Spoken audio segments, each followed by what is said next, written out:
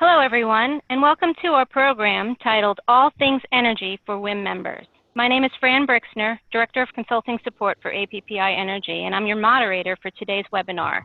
Please note that all participant lines are muted. Please submit questions anytime during the session by using the Q&A box at the bottom of your screen. Our presenter today is Mike Payne, Executive Vice President and Corporate Counsel for APPI Energy. Joining us as well this afternoon is Chrissy Kearns with WiM.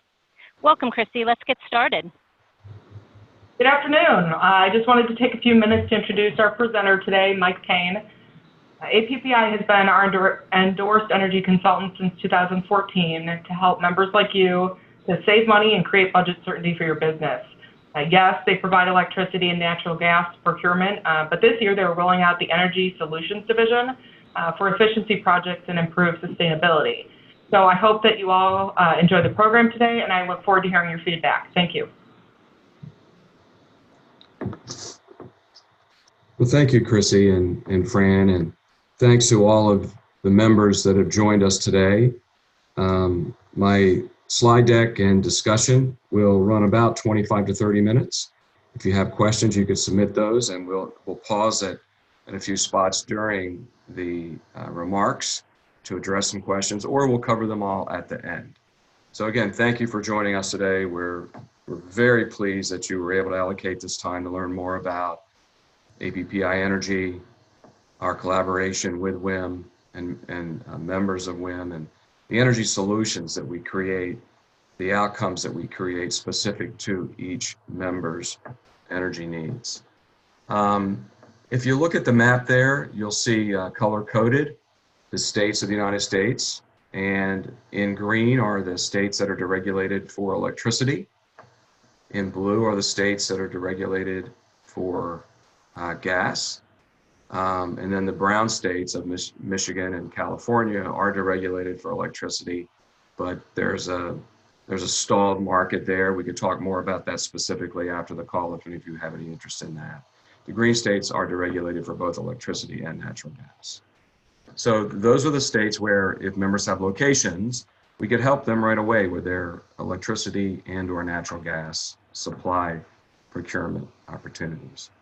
In the other states around the nation, which we'll talk about more at the end, wherever their locations are, we encourage you to contact us. We can talk about other solutions that we have. And again, there's more detail on that towards the end of the presentation. So let's talk first a little bit about the industry today, then we'll shift to our procurement process. I'll take you through the steps that are involved, and then we'll talk about the different types of energy solutions we have on the efficiency, renewability, and sustainability side. It's important, I think, to take a few minutes. I know we have a lot of attendees on the call today with various degrees of experience transacting or from a knowledge perspective in the deregulated electricity markets. So I thought I'd just take a moment and framework, lay out the basic structure and construct of a deregulated market. And this is true whether it's electricity or natural gas, even though here we're showing the power lines, which would pertain, of course, to electricity. But basically, in electricity, you have common components that are true to all of us as end users or customers on the right side of the chart. Just to the left of us, in the blue, is the distribution component. This is regulated by your state Public Utility Commission, Public Service Commission. In Illinois, it's called the ICC, different names, but it's a state regulatory entity that regulates all utilities, suppliers, and other participants in the energy markets. And that piece is owned and is controlled by your utilities. If you move over to the next piece of the grid into the transmission area as well, this is the transmission as between generation resources and different utilities is regulated by FERC at the federal level. It's also operated by an ISO, which is called an independent systems operator. So you have, first of all, the distribution, which is all the lines, the meters, the service that's provided for your accounts and your locations by your local utilities. They're connected in through the transmission grid into the larger grid, into an ISO, an independent system operator, where the utilities grid systems are connected. And that's regulated when you go across state lines and at a grid level by FERC, the Federal Energy Regulatory Commission, and it's operated by an ISO, an independent system operator. For our purposes today, to discuss procurement and the opportunities and outcomes that we can address and create for you to reduce your costs, we're going to focus on the supply side. When a state deregulates its electricity or natural gas market, we're talking about the ability, the choice, the opportunity now for each end user, whether it's a business or a manufacturer or a school district, whatever it happens to be, to go into a competitive market space and choose a supplier to provide the supply at a price and under contract terms and conditions that are best suited to them. Customers can go into that market space on their own, or they can use an advisor such as APPI Energy. On the supply side of your bill, and when you look at your bills, let's just take, for example, that your bill is $10,000 a month. Normally, 2/3 to 3/4 of your bill is comprised of your supply. That's the part of your bill, in my example, $10,000. Let's say 75% of your bill relates to your supply. That's the kWh that you consume every month and the kW demand costs that you have as you consume that electricity, that are calculated and set by the Public Utility Commission of your state and passed through as costs by your utility. Well, if you leave your utility for supply and go to the competitive market space, then about 75% of your bill, or $7,500 a month, you can seek to lower that overall cost on the supply side by using supply procurement analytics and costing and acquisition strategy, which APPI can provide for you. So, and on the supply side, it's comprised of competitive generation resources, which can include nuclear, hydro, natural gas, coal, wind, any type of generation resource that's now situated, tied into the grid, can provide electricity to the grid system, back through the utility, that's distributed back to you, the end user, the customer. Importantly, though, whether or not you choose to buy your electricity or gas from a competitive supplier, your reliable delivery, distribution of the kWh or the decatherms to your meters is still going to be done by your local utility. So if you're in Chicago, it's ComEd. If you're in Harrisburg, it's PPL. If you're in Northeast Cleveland, it's going to be the utility there. So Cleveland Illuminating. So there's the stability, the existing platform of distribution of the energy to your meters is kept intact. Nothing is affected if you choose to go into the competitive market space and purchase electricity from a competitive supplier. So to recap, under a deregulated market, you can buy your electricity or natural gas from a competitive supplier. The supplier's going to buy the electricity from a generation resource, make sure that it's produced and then applied and dropped into the grid system through the transmission system, through the distribution system to your meter.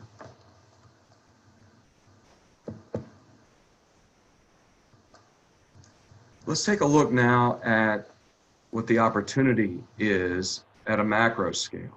So what we provided for you here in the top right is a chart that tracks PJM, which is Pennsylvania, Jersey, Maryland, ISO, that I mentioned earlier, independent system operator.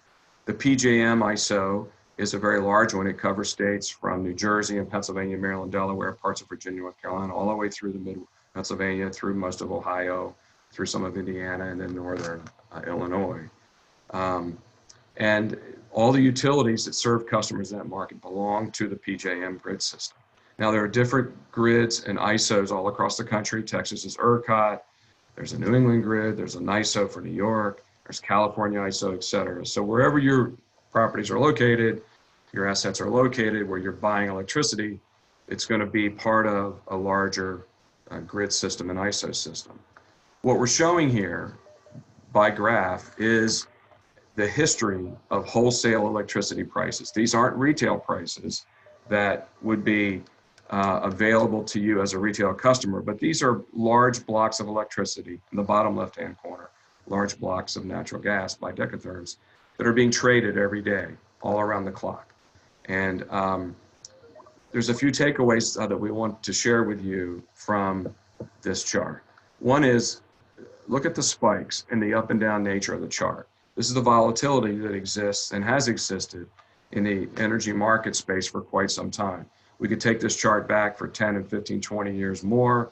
You'd see volatility like this, day to day, month to month, and then seasonality as well. You can look at a couple of the spikes up that occurred during periods of peak demand on the grid or issues around financial issues that might occur in the markets. The second thing I want you to notice is the fact that the electricity grid in the top right mirrors the natural gas chart quite a bit. Not exactly, but they do track one another quite closely, particularly as you get to the farther right side of the grid, where in the last 5 to 10 years, but particularly the last 3 to 5 years, electricity prices now track natural gas prices very, very closely.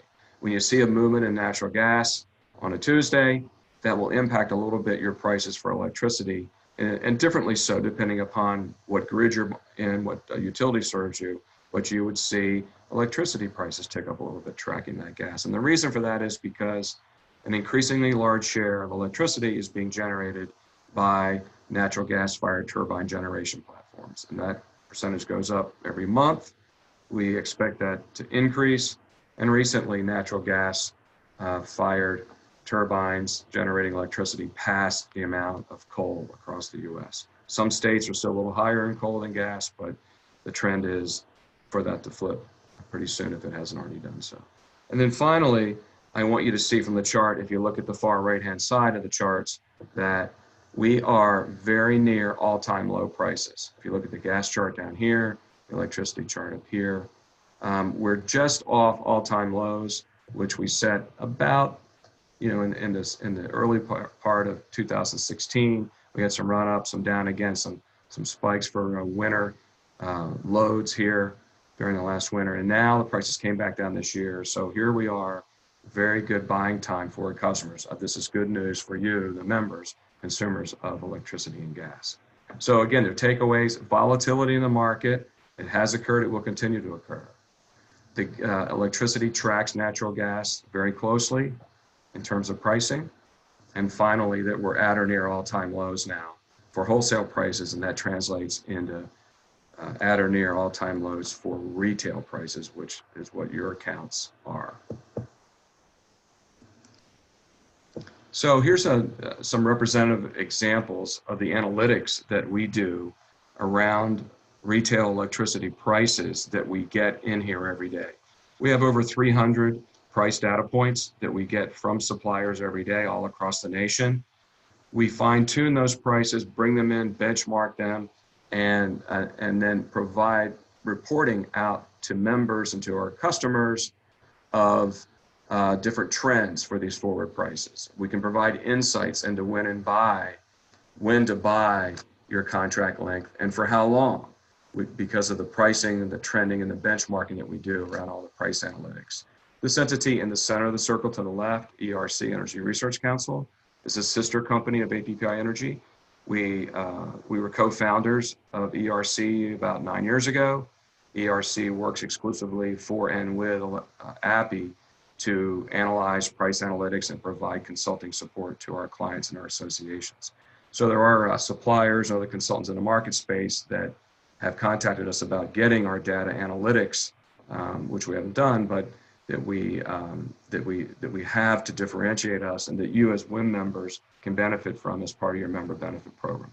So if we look at the chart on the top right, if you look in the upper left-hand corner, this chart is the average benchmark price for retail electricity for West Penn Power. That's one of the utilities in West Pennsylvania. It's based upon all the pricing that we received during these time periods from all the suppliers pricing that market for all retail customers. So we average the prices and benchmark it and show the trends of pricing over time, going back a little over 2 years, starting in May 17. We use that as the 0 percentage point timeline. And you can see that since then, prices have been lower consistently. There have been some spikes. We also show the prices for each start month at the bottom of the graph on the bottom axis, and then for 12, 24, and 36-month price contracts. So what's important about this is the trend line. If you look at the bottom right, again, we're at or near all-time lows. And that not so much what prices are per kWh, it's really what percentage change we've seen. And we can see optimal times to buy a contract that starts at a future date. So if you look at the chart on the bottom left, this is the same West Penn Power price data sets that come in. Again, the average price benchmark. This is as of the first week in August ending period. And we do update these charts and our benchmarking trending every week. This was for a contract start date that was September 1st of this year, back as of the 1st of August. You can see where prices were the 1st of August for a contract that started the 1st of September. And you see that over time. This chart is another chart where we use that same pricing data. This pricing data happens to be, however, from MedEd, which is another service, utility service territory in Pennsylvania. But it's the same concept where we use that same trending data over time, picking a start month, trending it forward, showing prices per kWh. Again, the price per kWh is less important than the trending, because what happens is our clients will get the lowest prices that go into the benchmark pricing index, because when we're running our RFPs, we're going to get the lowest prices, and they're going to be reflected at the bottom end of these lines on our graph. So it's less important what the price per kWh is in your competitive pricing analysis, but we do compare it to each utility, specific to each utility's price to compare. That's what this chart shows. So the blue blocks in the background track the MedEd price to compare for a GS small account rate class over this period of time, and where the competitive price is stacked up as compared to the price to compare. So when prices to compare are higher than the competitive prices, that's a savings opportunity for the member. If you were on a competitive supply contract all through this period, you would have been paying a price less than the price you would have paid if you stayed with the utility at MedEd and bought your electricity from the utility, which is always an option for members, for customers. You do not have to leave the utility for supply. You can buy it from your local utility at price to compare default prices. So we track all this to make sure that the buying opportunities are good ones and the timing is right for our clients. So now, once we've done the analysis around pricing and trending, and we know what tariff rates apply to all of your accounts, and we've benchmarked that and we've gridded it and we've reviewed that with you, each account, each customer, each member is assigned a consultant, an experienced consultant here, who also has an experienced manager overseeing the activity. And our consultant then takes you through our procurement process. We've structured this process over the years, since our inception now, 23 years ago, to require as little time input by our clients, the members, as possible, to move everything to our platform as quickly and as efficiently as possible, to provide you the procurement service and the price analytics with as little input and time required by the member.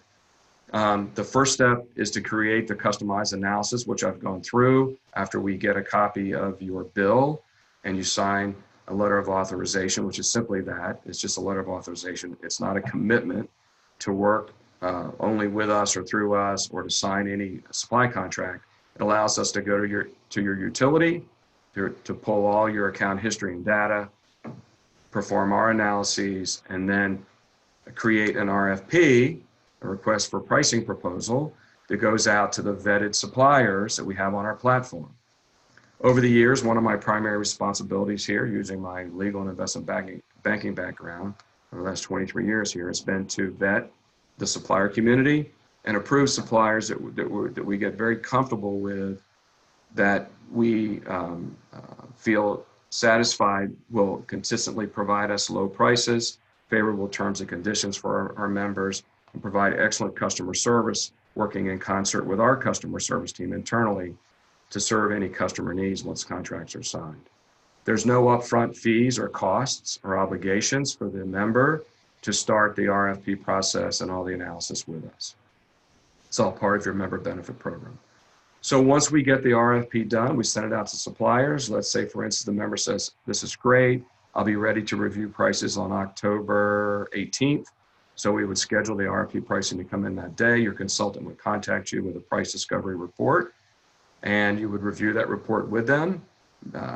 If there's a solution on there, an outcome that you like, that meets your needs, that our consultant would then, after advising you, all the different terms and conditions, the appropriate contract length based upon pricing, and all the analytics we've done, then our consultant then would work with our operations team to contact the supplier that you've chosen, order the contract for the length and the pricing that you've agreed to.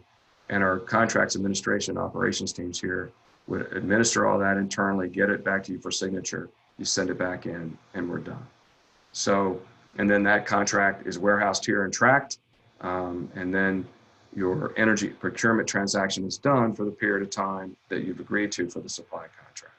But basically, our process and our solutions are geared so that our consulting team, along with our operations team, will negotiate with suppliers, get the pricing from the suppliers, and customize the supply contract options, considerations that you'll see to your specific unique needs, your internal timing, and whatever internal procurement policies that you might have. This is always all about you, the member, our client, whatever timeframes are going to work for you. We're going to follow those, and then we're going to report back to you based upon when you're ready for things and when you want to take next steps. Importantly here, our role through the member benefit program is to advocate for you, never the utility or the supplier. We have a little over 2,000 clients now across the country, association members, who are all end users. We don't advocate or represent any one supplier or utility. We're there to find the best combination in the supply segment for you. I also wanted to mention here that when we're first introduced to clients, each client is in its own unique position and timing. Some clients have recently entered into a supply contract. Some are in a supply contract now that's about to expire. Most customers that we talk to for the first time now are in a supply contract that they've either done on their own or used a different consultant or just kind of fell into it over the years, working with the same supplier, whatever it happens to be. Whatever your current situation is, I would encourage you to consider strongly contacting us to have the dialogue with us about our process, meet one of our consultants, start your relationship and dialogue with us, and then exchange your information, provide copies of your invoices, and sign the LOA so we can create your profile, create an account in our system, and begin to dialogue with you and provide you important information, including those charts I shared earlier, to give you insights around timing and to help you make a good buying decision going forward. And then when you're ready to transact, everything will be queued up and ready to go. Sometimes we see movement in the markets that because we have clients queued up, we know that there's an opportunity behind PICO, let's say in the Philly area, or behind BG in the Baltimore area. And because clients are queued up and ready to go, they're able to transact in a shorter period of time if they decide to do that. So I would encourage you all, no matter when your current contract expires or if you've never done this before, whatever your experience has been, to please contact us and start the dialogue, start the relationship. At the end of our process, the procurement process, this is the deliverable that our consultant will send to you to review. I discussed this a bit earlier. On the left of the, you'll see at the top of the opportunity, there'll be the contract start. This was an RFP for a customer's contract that expires, so the new one would start in December of 2020. It doesn't matter when that future contract expires. We're getting pricing in now for contracts that expire really out into 23 and 24. Some of our clients are now layering on more length past that. The forward markets are just so attractive, as I mentioned earlier. So this shows you the various terms and the prices that each supplier offered. We blocked in yellow the lowest price on the board in 24 months. We blocked in red the highest price on the board. A couple things I want to share with you here. You see the tremendous price differential. This is an example of why it's important to be able to have a lot of suppliers participate in your RFP, which we do, and to track all the suppliers' pricing over time. Some suppliers are just frankly more competitive in certain markets at certain times, and it changes.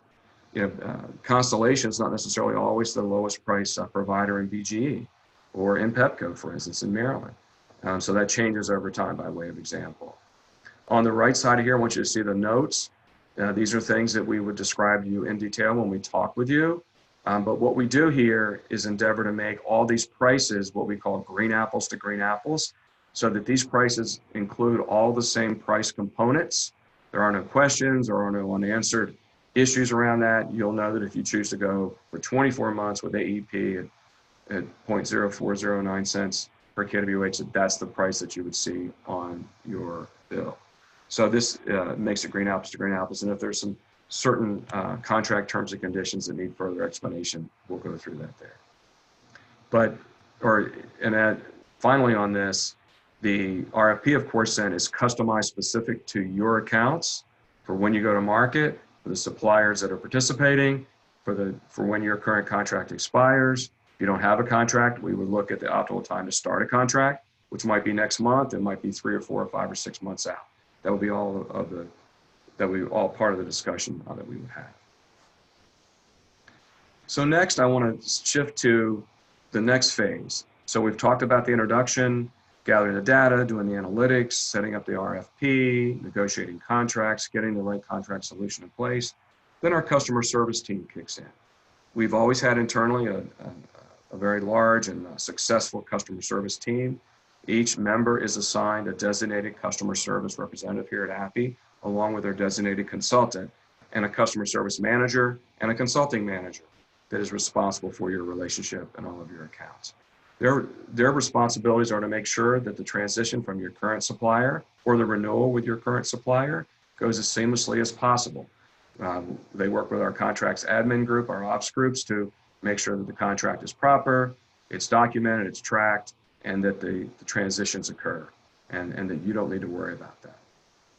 If there's any interaction that's required with your supplier during the term of your contract, we encourage all members to contact us first. If you get a letter, you get something in the bill doesn't look correct, our team will follow up on that right away. We can get to the appropriate people at the supplier and the utilities, not have to go through those black hole toll-free numbers, and as members and customers often do, which ends up in quite a bit of frustration. We'll take care of all that for you and service that for you and get it resolved.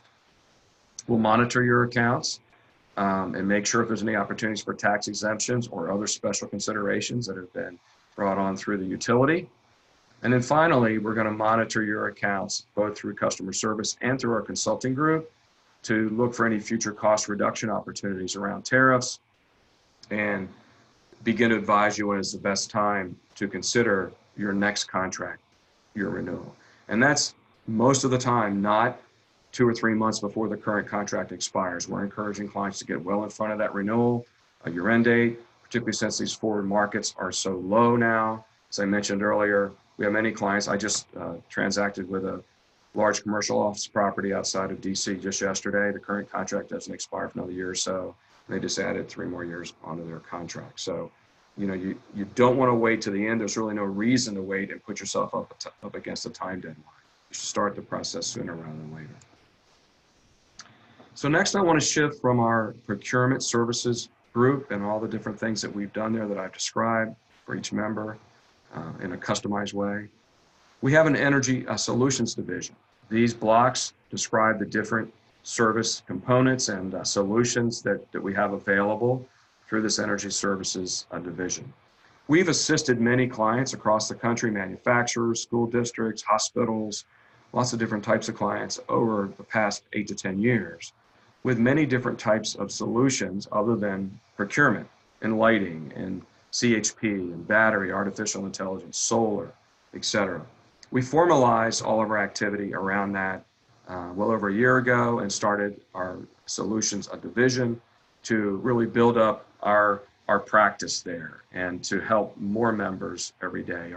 Our pipeline is quite active. We work with many manufacturers across the country from many different types of manufacturing disciplines, plastics, food processing, grain, fertilizer, and mineral, quarries, you name it. And any number of the different types of efficiency, renewable, sustainability solutions might apply. The way we determine it and the approach we take is a holistic approach. So we're not focused on any one of these efficiency or sustainability solutions or renewable solutions.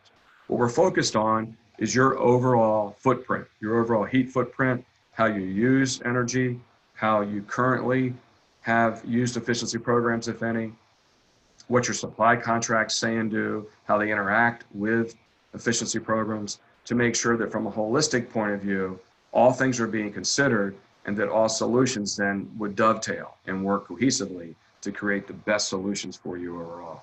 So you might want to just start with a facility assessment where a qualified engineer would come out, assess your plant, give you a report. Here's some things that we see that you could do rather easily to improve your efficiency, lower your costs. Here's some middle level engagement opportunities, and here's some more dramatic opportunities, for instance, which could include combined heat and power or something along those lines. After the facility assessment, we'll be able to determine really very soon if you're eligible for any utility rebates for things that you've already done but didn't know it. If you want to look at an LED lighting upgrade or full replacement program, we have consultants that we vetted, that we're comfortable with, that are experts in LEDs. Same thing with HVAC. Same thing with roof improvements and changes. Moving over to battery and artificial intelligence, this is one of the hot, engaging areas in energy. The battery technology is now very mature, much more efficient, less costly. The artificial intelligence that's used to manage the battery operation and sync with your operations there is now much more improved and less expensive. So the combination of battery and artificial intelligence, perhaps with one of your other systems or a solar program or a combined heat and power program, can create a more broadened, dovetailed solution to lower your costs. Combined heat and power, which is quite often used in the manufacturing sector, where we look at your gas consumption, your electricity consumption, steam, water, and qualified engineers will analyze all of that, provide reports to provide examples and opportunities to lower costs for that. On the sustainability side, we've done quite a bit of work in solar. We started working in wind. We've done a lot of analysis. We're working with 3 clients now in the hydro area. So if you're interested in solar or another renewable or sustainable generation resource as a part of your solution set, please talk to us about that. We can look at things you're already considering, things you've done, and bring to the table qualified experts to help you in that area. Utility expense benchmarking, we have data, we have portal-based solutions that capture all of your monthly invoices where we can track all of your costs, your spend for each utility you use, water, power, gas, waste removal, any monthly spend really can be tracked in these portal-based data analytic expense benchmarking programs. And the cost of these type of programs and solutions is dramatically lower than it was even just a few years ago. And we find that many of our clients successfully use that to benchmark and track their pricing. Then finally, demand response programs.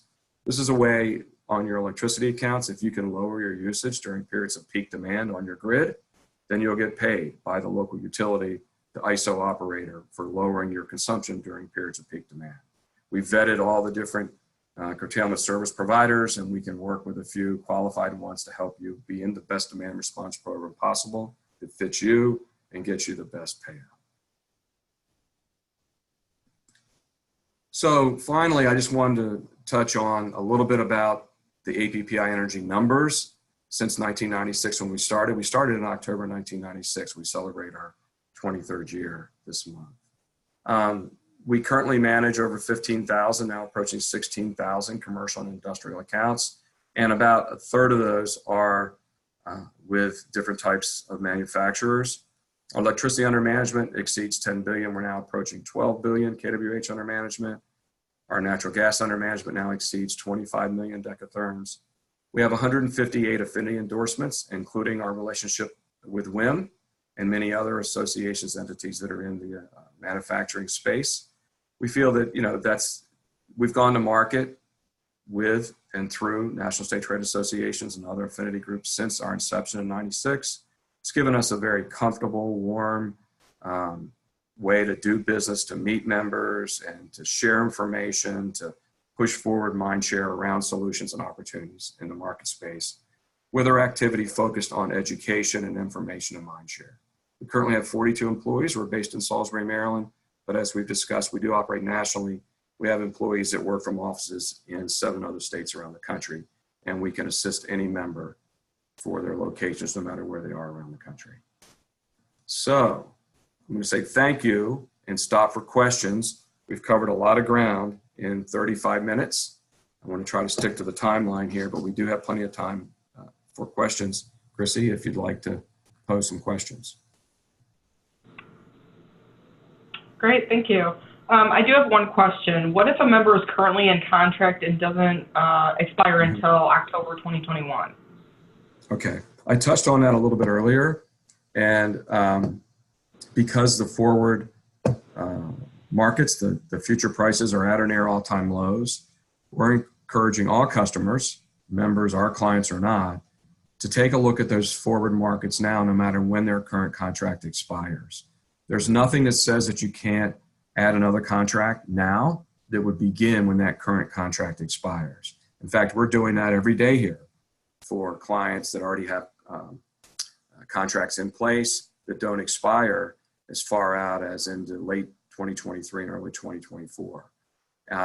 Some suppliers are now providing pricing that can extend out through 2028, 2029. We actually did a transaction last week for a client that was a 10-year fixed price contract that extended to 2030. So it's a great opportunity with prices so low. You can access us, access our platform, all of our analysis, our analytics, and around the pricing to see where those future markets are, regardless of when the current contract expires. Mike, we do have one more question for you. Given the new division, can you explain in more detail what an optimal lighting retrofit client looks like? Sure.